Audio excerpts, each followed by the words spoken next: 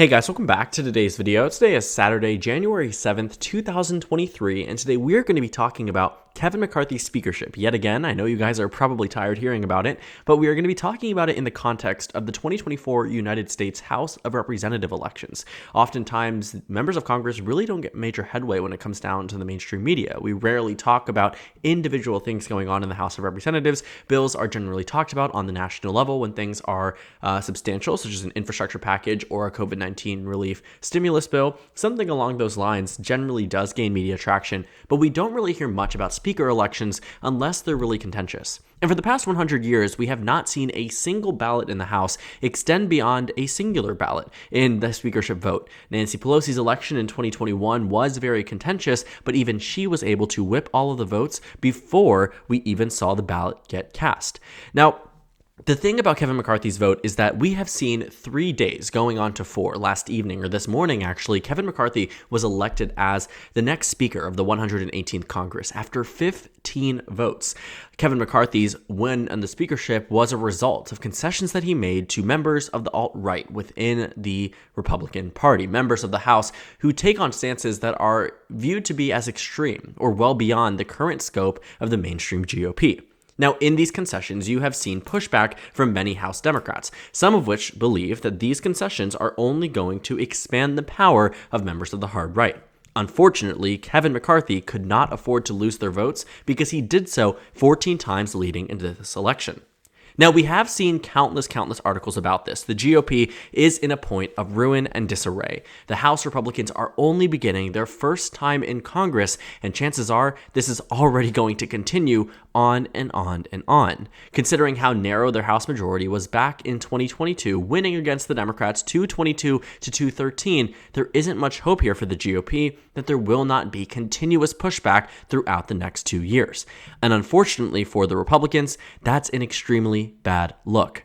222 to 213 is exactly where the Democrats were after the 2020 House elections. This was a very narrow majority. But unlike the GOP, as I said, the speakership election went quite smoothly for Nancy Pelosi. She did have some parts of her bill, her decision to run for speaker, that should she be elected, she would make some decisions. And she did have Democrats who decided to vote against her in the first ballot. But in terms of the overall majority, only 214 were needed, and Nancy Pelosi got exactly that. Because Democrats knew that if they were to extend beyond one ballot, it would be embarrassing. The mainstream media would pick it up and show it as a sign of inefficiency from the Democratic Party. And that's exactly what happened with the GOP.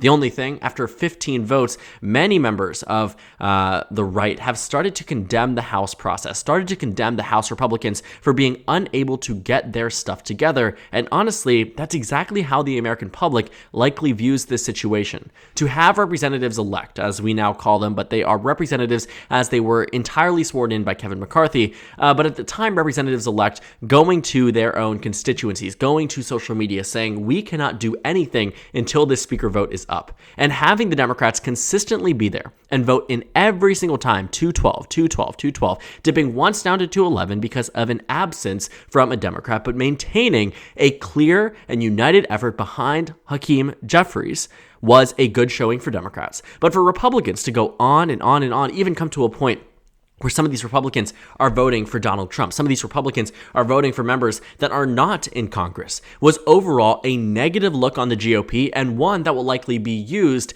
as an attack ad and as a strategy point for Democrats over the next 2 years.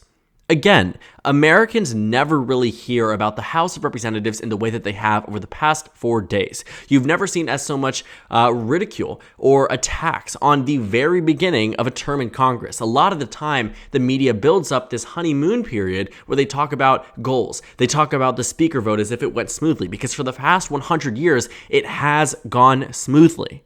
We forget to realize that we are breaking history. This was the longest House speakership ballot going into 15 since before the Civil War.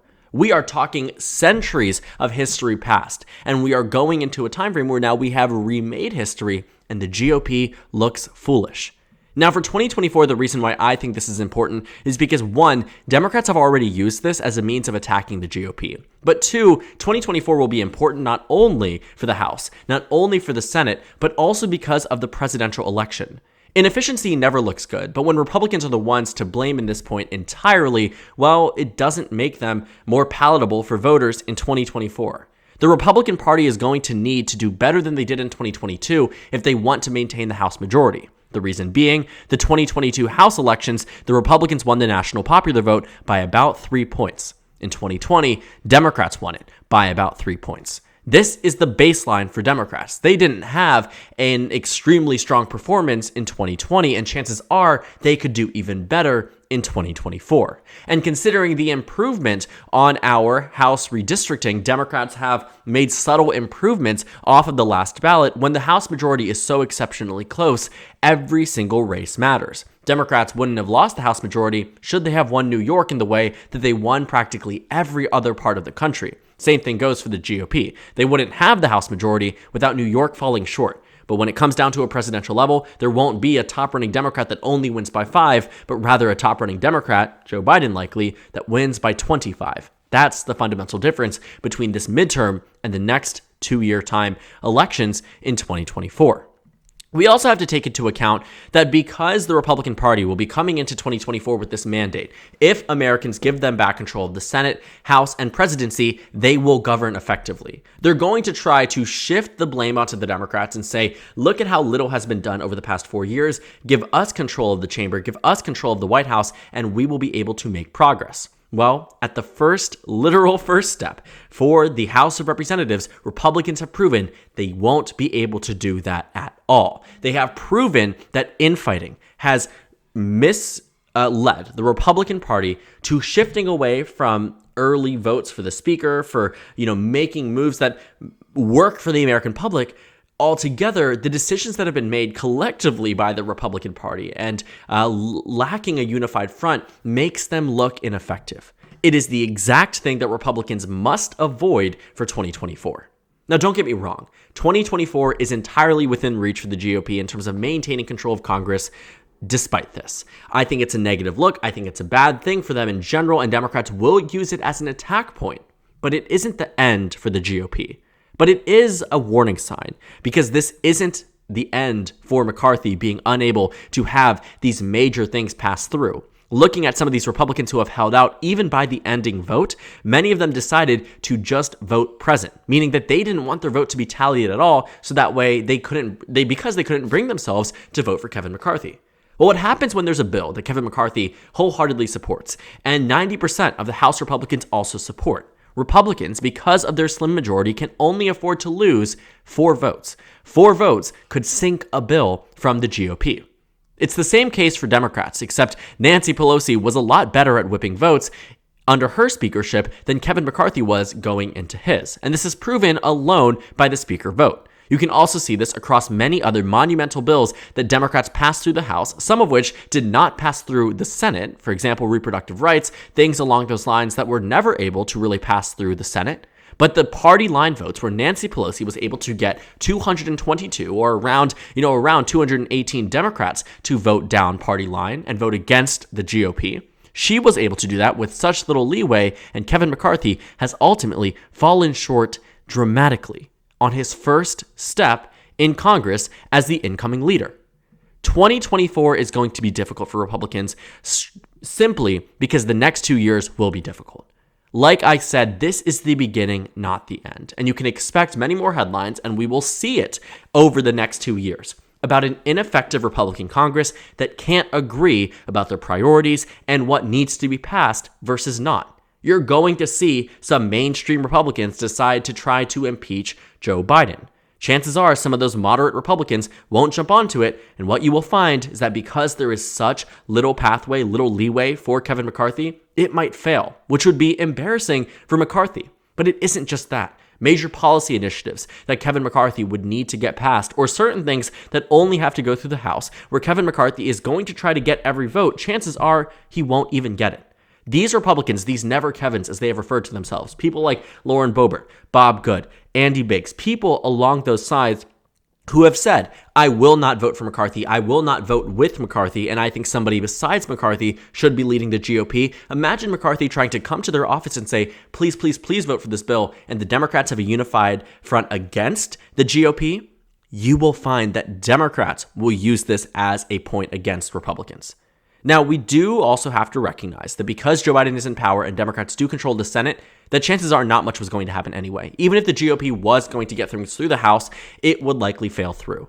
But if there are constantly news articles, news coverage about a few holdouts within the GOP, people like Matt Gaetz, right? Again, Lauren Boebert comes to mind, Bob Good, and potentially some of the other 20 that eventually caved within this vote, you will see heavy set criticism from members of the right, members of the left, and members from the center who see it as an ineffective structure and an ineffective party that can't get their crap together.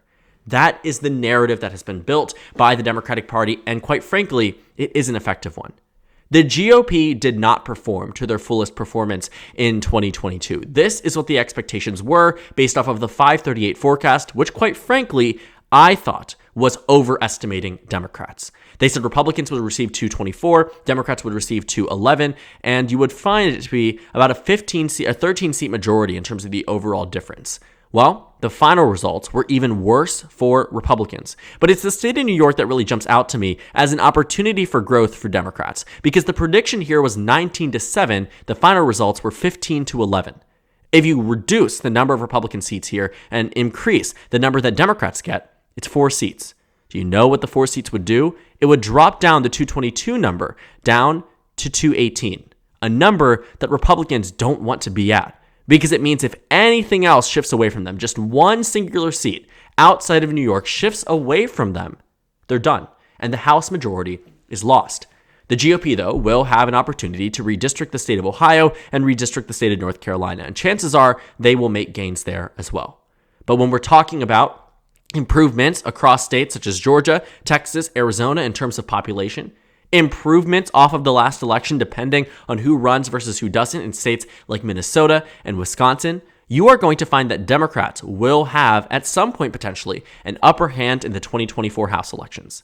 It also is just something that the American public views the Republican Party as it entirely. It isn't just House Republicans that are going to see pushback for this. The average American probably isn't thinking, I'm not going to vote for a Republican because of this House fiasco, but if they generally dislike the Republican Party because of things that occur now and over the next 2 years, they may vote Democrat down ballot. It isn't just a single representative issue vote. People aren't going to just take this and say, okay, I'll vote against the House Republican, but I'm for Donald Trump 2024. I'm for Marco Rubio for Senate, whatever it might be up in 2024. They are going to keep this in mind as they move in the next few elections. And the thing about the House is that you are constantly running for re-election. There are no breaks when you run for House. At least in the Senate and presidency, you get 6 years and 4 years respectively. That is what is good about those positions. You at least get a year or two off of cushion before you have to ramp things back up for the presidency. And then for the Senate, you get about 4 years before you actually have to start, moving everything. But in the House, every 2 years, every other November, which is better put that way, you're running for re-election.